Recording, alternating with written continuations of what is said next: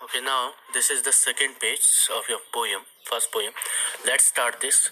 In the previous page, I have explained a little bit more, just a little bit. I am starting from the back. Look there. जो poet थी वो जो है airport पर थी और वहाँ जब सिक्योरिटी चेक चल रही थी तो उसकी माँ उससे कुछ ही यार्ड्स की दूरी पर खड़ी थी। तो उसके बाद कहते हैं कि आई looked again at her when and pale. तो कहती है कि राइटर कि मैंने अपनी माँ की ओर दोबारा देखा। तो जब वो देखती है तो वेन का मतलब सिक एंड पेल का मतलब yellow. As the as late winter's moon and felt that old familiar ache. इसको फिर से देखिए।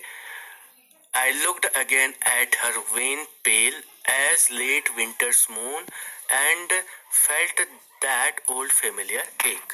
अब यहाँ पे एक का मतलब है दुख या दर्द से, या फिर जो भी दर्द है दुख उससे है। एंड वेन का मतलब सिक एंड पेल का मतलब येलो। तो यहाँ पर राइटर कह रहे कि जब मैंने दोबारा अपनी माँ का चेहरा देखा तो मुझे उनका चेहरा जो है कमजोर, सिक, जैसे कि कोई बीमारी हो, कमजोरी हो, और पीला सा उनका चेहरा लगा, बिल्कुल वैसे ही। मतलब पीला का मतलब है कि जो रेडिश होता है जवानी में चेहरा, वो नजर नहीं आया, बल्कि बुढ़ापे का वो जो है मुरझाया हुआ सा चेहरा नजर आया। जैसे कि winter's moon, late winter's moon, आपने देखा होगा कि रात के वक्त जो है, जब सर्दियों के समय जो चंद्रमा होता है वो कैसा दिखता है, थोड़ा सा जो है मध्यम नजर आता है। क्यों? क्योंकि रात के वक्त विंटर सीजन में क्या होता है, वातावरण में मिस्ट होती है, नमी होती है, धुंध होती है। तो वैसा ही जो है चेहरा उसे अपनी माँ का नजर आया। And felt that old familiar एक। और मुझे जो है अपनी माँ का चेहरा देख करके वही फेमिलियर, फेमिलियर का मतलब जिसे वो पहले से जानती है, वही पुराना जिसे वो जानती है, वो दुख उसे, उस दुख का उसे एहसास होने लगा। माई चाइल्ड्स फेयर। और वो दुख यानी कि फेमिलियर पेन कौन सा था उसका, वही डर जो उसको अपनी चाइल्डहुड में था। अब चाइल्डहुड में राइटर को क्या डर था?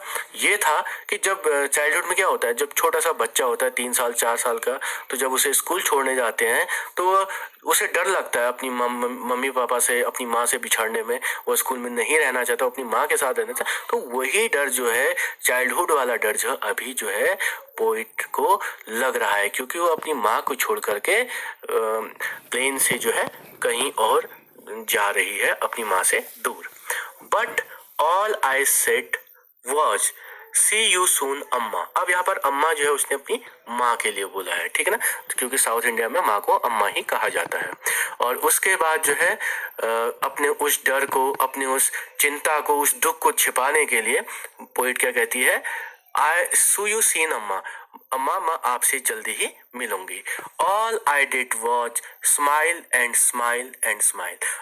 और यही मैंने किया। क्या किया?